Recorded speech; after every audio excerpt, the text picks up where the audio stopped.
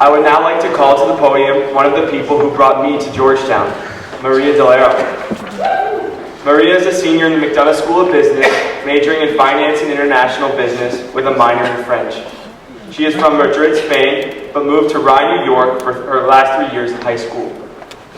Maria is a blue and gray tour guide and has worked at the Georgetown University Alumni and Student Federal Credit Union since her freshman year. She was the president of the Georgetown Taekwondo Club for 2 years and is currently the vice president of the GAAP board. Maria studied abroad in Hong Kong and loves traveling, dancing, biking, and going to speaker events around campus. She will be joining Credit Suisse Technology Investment Banking Group in the San Francisco office next year. Please welcome Maria.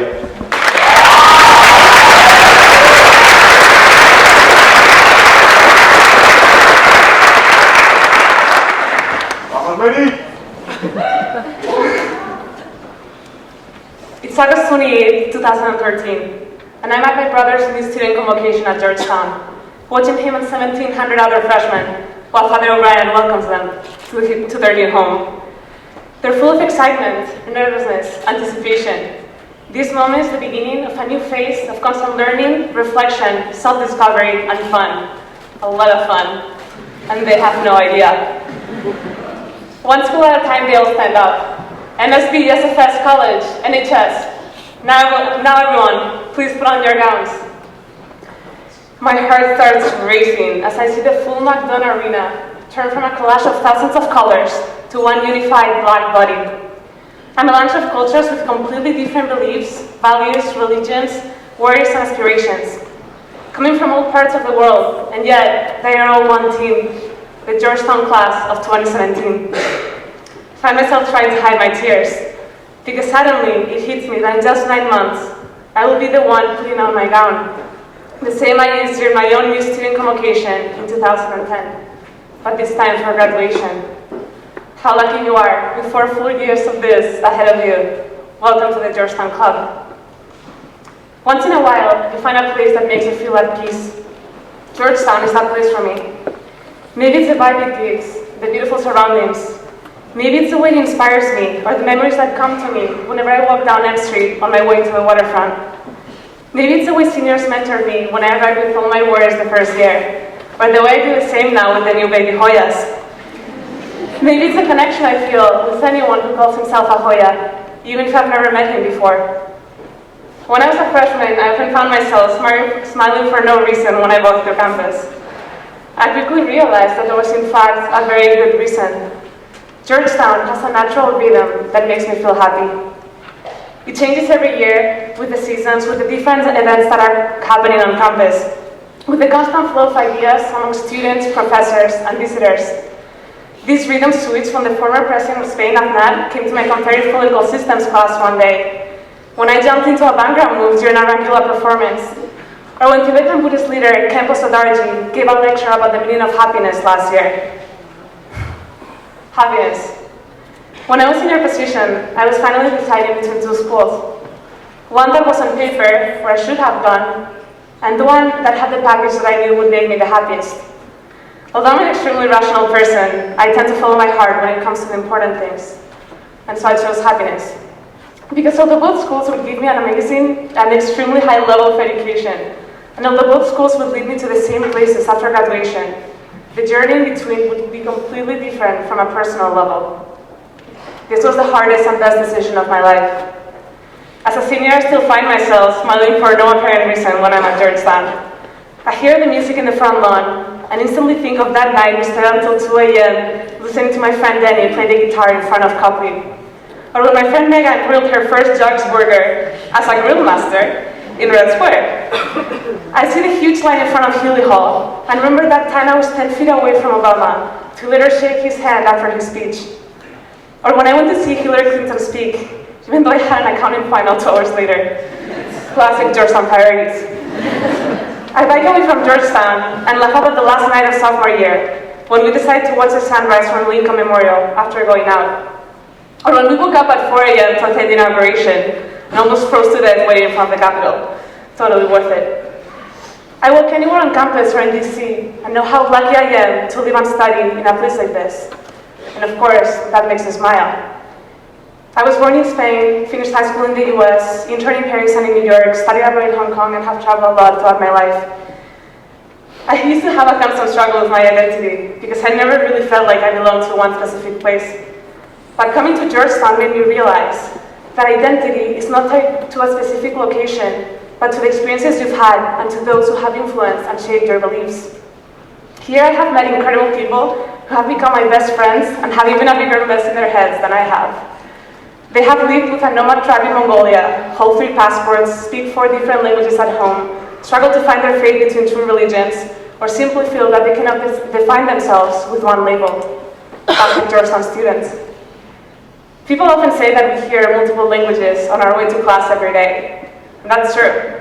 But if we could hear or see all the different ideologies and passions that we have on campus when we walked, that mix would be even more impressive, intimidating, and inspiring. The first time I visited Georgetown, there was an African head of state on campus, and a student approached him and started speaking with him. I was shocked, but people didn't seem to notice anything abnormal. Classic Georgetown moment. When I came back to the hotel that night, I had this image of Georgetown on top of a big mountain. Not because we're on the hilltop, but because when I'm at Georgetown, I feel like I can see the whole world in front of me. I feel exposed to the wind, coming from different directions, whispering different ideas to me, trying to push me to one way or another. I feel exposed because I realize that for the first time in my life, I have to take a step back and reevaluate my beliefs. And that constant questioning and reflection can be scary. But I also feel motivated and empowered because being exposed to this quality of education, thought, and international awareness is a huge privilege. Because I know that there's so much to learn and so many people to learn from. And they're all so close to us here. I mentioned before that Georgetown has a certain rhythm. From very far away, it looks like we all move together because we share a common bond. But if you look closer, you will realize that every single one of us is dancing at a different pace. Because the melodies, in this case the things that we learn at Georgetown, speak to us in different ways, depending on our background, motivations, and experiences. We all have a different rhythm, and our choreographies are totally independent. But somehow, when you put them together, they form a beautiful, harmonious, codependent show. College will be an amazing period of your life, but it will not be a bath of roses. At Georgetown, I have felt inspired by my peers every day. Whenever my friend Philippe made me sit down, chill, and do nothing for half an hour, instead of following my natural tendency to fill every minute of the day doing something productive. Not easy. I have felt challenged by my professors who have showed me that education is not only about grades, but also about active thinking, teamwork, and real-life applications. Classic Georgetown academics. I have had the privilege to work at the biggest completely student-run financial institution in the world, with all the responsibilities and opportunities that entails. I have laughed nervously while being interviewed for a Korean newspaper after a taekwondo performance. I have cried like a baby when my grandfather passed away and Father Carnes listened to me and offered me counsel. I have felt extremely proud when I see my brother Ignacio finding his own path in the university that I have fallen in love with. I have felt lost when I didn't know if the steps I was taking were leading me to success and potentially not happiness. I have felt grateful when Professor Quinn made us learn the names of every single person in our business and government relations class for our final exam, to show us the importance of knowing and understanding the people around us, anywhere we go in life. I have felt loved when my friends from totally different groups first came together for my birthday and instantly clicked. Wherever you end up, you will experience highs and lows. That's just a part of life, and it means that you're learning, growing, and becoming an adult. The difference that I have found is that if you decide to come to Georgetown, you will never feel alone. You will always feel supported.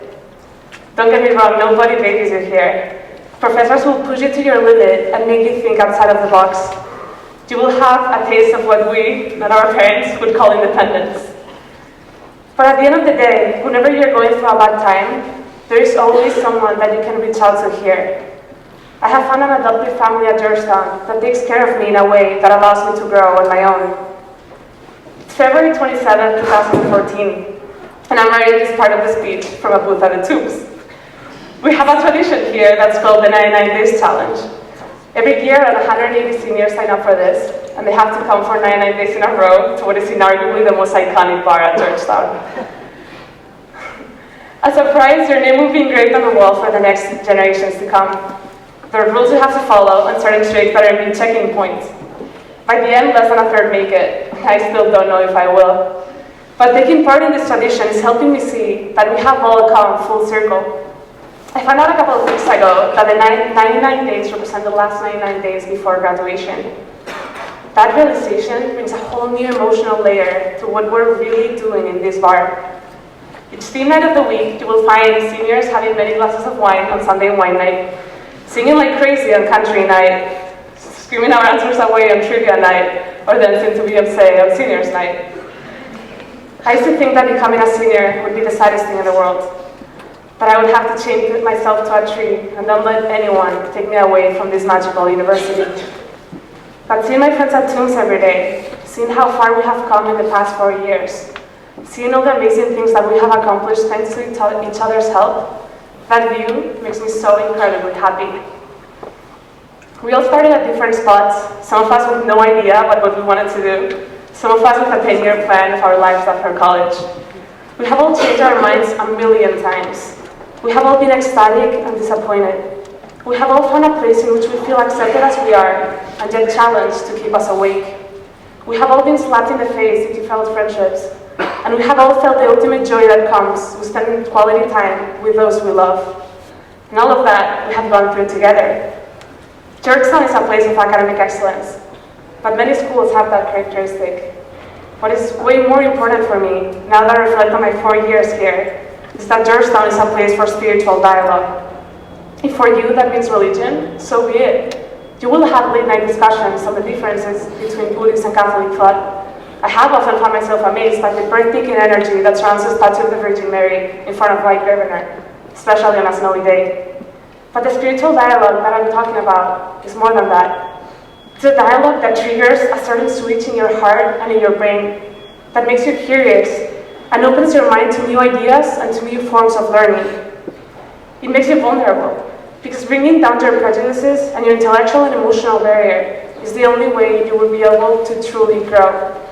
That's what a Jesuit education is all about. Georgetown attracts the type of student who is always hungry. Hungry to learn, hungry to question, hungry to listen, hungry to forgive, hungry to love, hungry to shine, hungry to laugh, hungry to love. Georgetown feeds you with constant stimuli, from classes to extracurriculars, to speaker events, to tailgates, to chill tea nights. You will be nourished and you will feed the people around you with ideas and actions. You will be extremely satisfied, but never enough as to stop craving for more.